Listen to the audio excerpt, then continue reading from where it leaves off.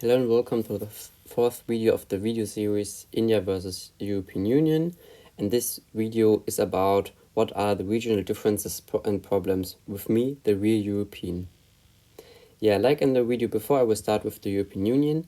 And what is very interesting of the European Union is that it has a common currency, the euro, and the economic zone called the Eurozone. So this is very good for the countries because they can trade without problems. So it's very easy also to travel from one country to another country, and there are no pass controls on the borders.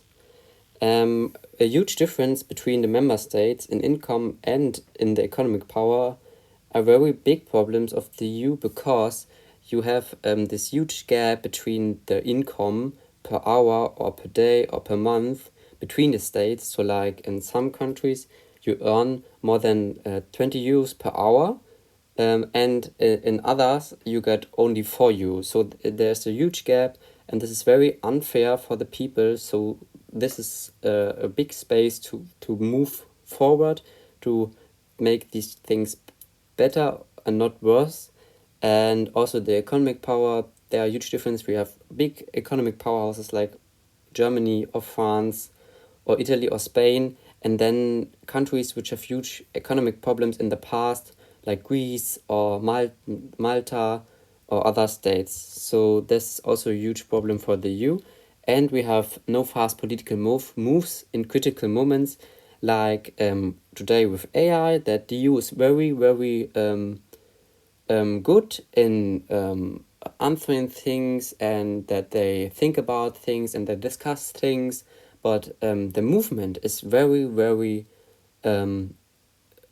not that in that tempo we need it, so that there's no laws, for example, about AI, how we can regulate AI. So this is a huge problem in COVID. About COVID, we saw that the EU was very fast to buy medicine and mask and more, but then they were very into discussions about how we can build up our economy, and then they need 2 years to find a solution. So this is not good, because when you have a crisis, then you must react fast and not too slow. So we have India. Yeah, India have a very huge problem today with overpopulation, because there are too much people and not so much space. So this is now one of the biggest problems for this country.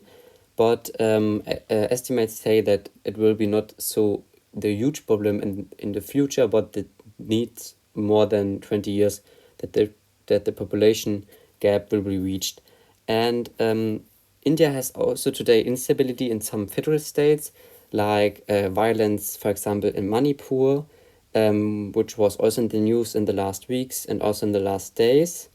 And this is a huge problem for them, because when you have ethnic conflicts in your state, then it's very hard to have stability. And also, when we talk about conflicts, India had some neighbors which are a threat to it, like Pakistan, where we heard in the past that they will attack India, or there will be a third India-Pakistan war or Pakistan-India war. It's very hard to know which side is right or bad.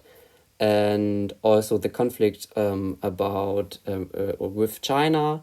So there are huge things which could be very hard also for the Indian government, for the incumbent, or for the future, to fight or to work with these problems and to work against them, that there will be a solution.